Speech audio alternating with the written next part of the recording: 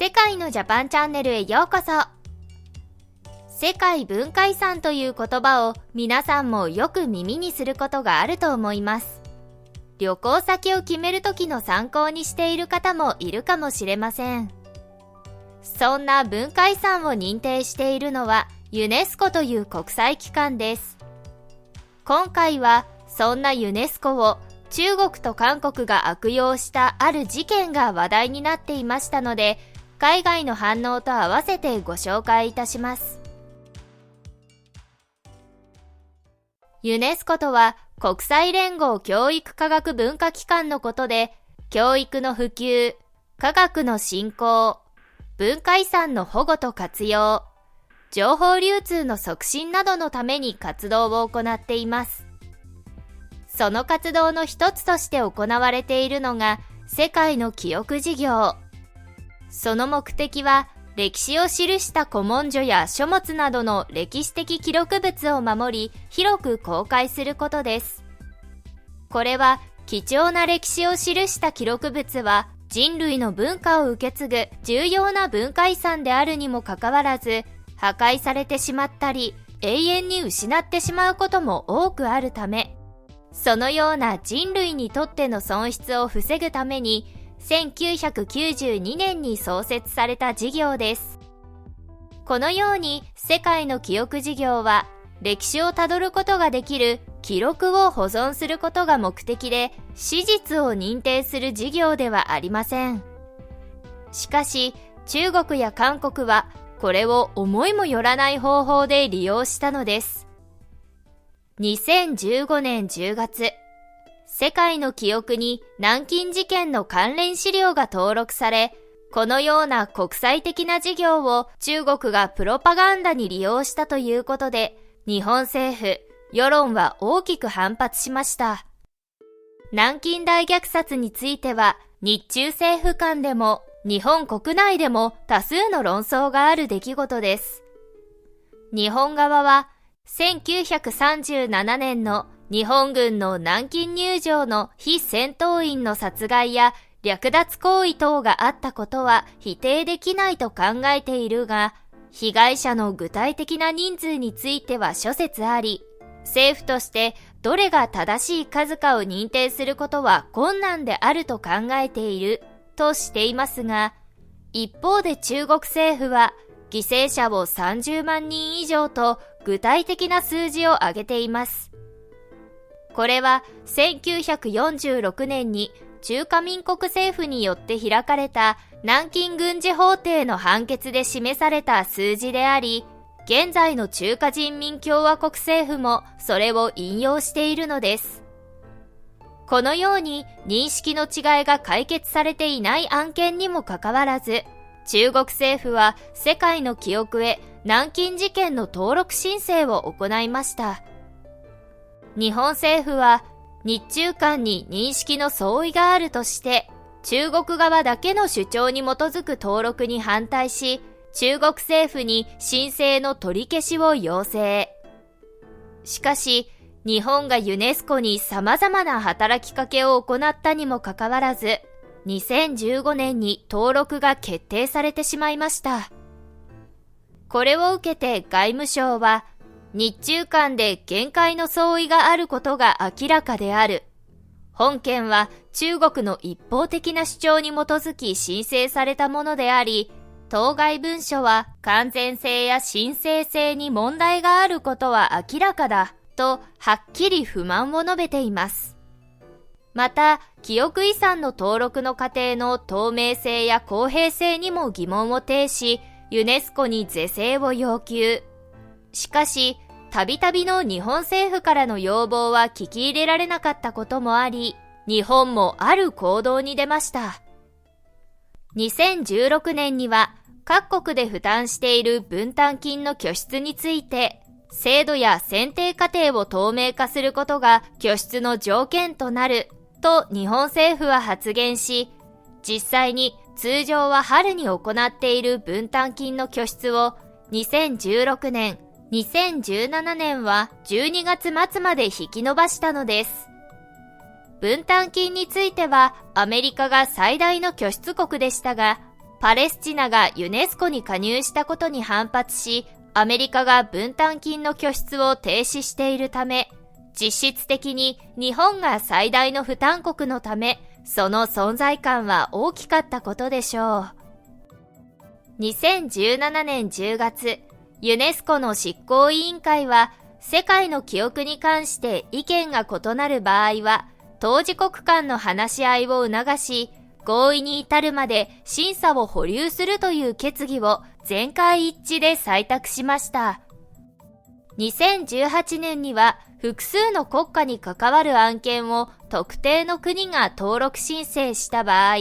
関係国が異議を申し立てることができること。そして異議申し立ての後は当事国の間で対話を行うことが早期に決定しました。しかし、対話を行っても合意に至らない場合にどのような対応を取るべきかという問題は決着がつかず、日本はそのような場合には審査継続は困難であると主張し、この主張には多くの国が賛同しました。一方で韓国は対話によって合意に至らない場合でも審査対象から除外するべきではないと主張。これは2017年に韓国や日本、中国など8カ国の市民団体が共同で行った慰安婦問題関連資料の登録が見送られたことが背景にあり、韓国はこの資料の登録をまだ諦めていませんでした。さらに2020年は新型コロナウイルスの影響によって協議は低調なものとなりましたが、2021年には対話後も合意に至らない場合の問題については、対話は無期限、合意ができるまで審査しない、審査対象から除外はしないという妥協案が成立し、世界の記憶事業の制度改革が決定されました。この妥協案は関係国が合意に至らない場合は実質的にお蔵入り、あるいは棚上げするということを意味し、6年かけてようやく日本の要望に対して道筋がついたのです。この話題に対して海外の人々からは様々な声が寄せられていましたので、その一部をご紹介します。海外の反応。中国の嘘をどうして日本が無条件に認めなきゃいけないんだ？恥知らずなのは嘘つき中国の方でしょ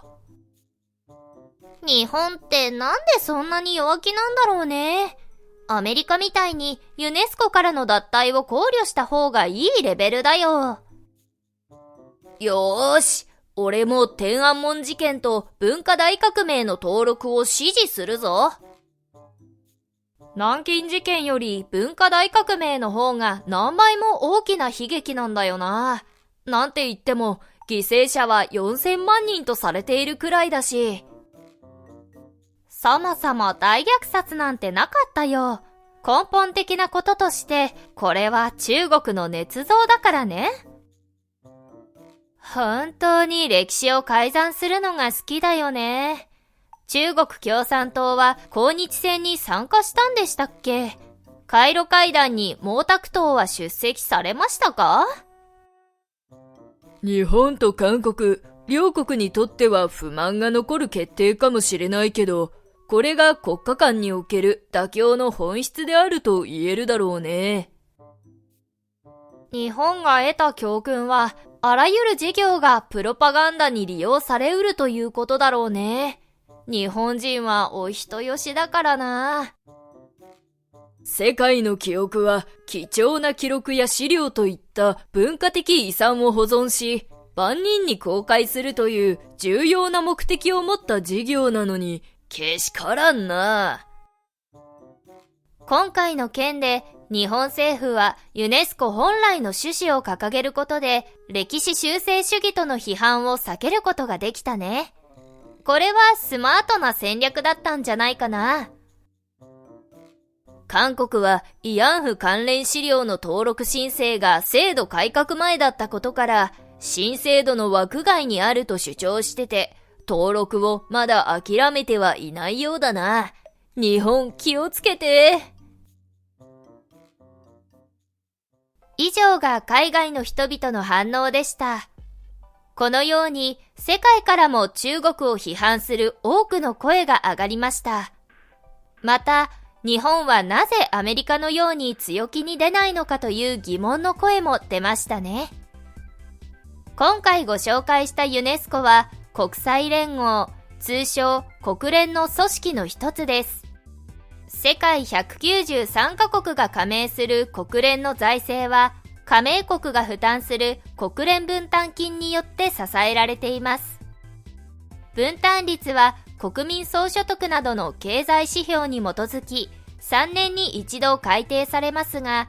貧しい国は負担が少なく、経済力がある国は負担が大きくなるような仕組みになっており、国連分担金がその国の国力を示しているという見方もあるため、最新の加盟国各国の経済力を示すものとしても、そのランキングは注目されています。その一方で、国ごとに分担金の金額が異なるのは、経済力の有無で国連加盟の可否を決めるわけではなく、どのような国でも加盟できるような配慮があるとも言えます。分担率の上位ランキングを見てみると、1位はアメリカで、2位は中国、日本は3位ですが、2019年より中国に抜かれ、2位からランクダウンしています。日本は1956年の国連加盟後、どんどん経済成長をしていたので、それに伴い分担率も上がり、1983年に初めて 10% を突破。ピーク時の2000年には 20.5% に達しましたが、その後、日本の経済は低成長しているので、今では分担金も 10% を割っています。その他、国連加盟国193カ国のうち50カ国近くが下限である 0.001% の負担率となっているようで、上位の国とは大きな差があると言えます。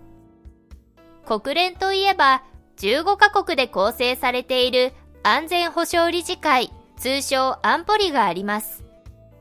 このうち、アメリカ、イギリス、フランス、中国、ロシアの5カ国は常任理事国であり、国連憲章が改正されない限り、恒久的にその地位が約束されていて、さらに常任理事国は拒否権も与えられるという特権を持っています。しかし実際には、日本は安保理常任理事国のイギリス、フランス、ロシアよりも大きな負担額。日本は長年安保理常任理事国を目指していますが、そのためには国連憲章の改正が必要で、しかも常任理事国5カ国すべてが賛成しなければなりません。このため、日本の常任理事国入りはとても難しいと言われています。常任理事国以上の分担をしながらも、常任理事国になれない日本。憲法上軍事力を持っていないことになっている日本が、軍事力の行使を前提とした海外派兵に応じられない状況と合わせ、常に国際的に金だけを出す国と言われ続ける背景でもあります。さらに、今までは国連分担金の負担額が大きく、国連の財政に貢献したことをアピールして常任理事国を目指してきた日本でしたが、中国に2位の座を譲ったことで、経済力だけでなく国連での発言力の低下も心配されています。低調な日本経済は国内だけの問題ではなく、国際的なアピール力の低下にもつながってしまうのですね。対照的に経済的に存在感が増す中国が国連の中でも発言力が上がるのは、日本としては要注意かもしれません。動画を最後までご覧いただきありがとうございました。この動画が参考になりましたら、チャンネル登録と高評価ボタンをお願いします。今回のナレーションはエリがお送りいたしました。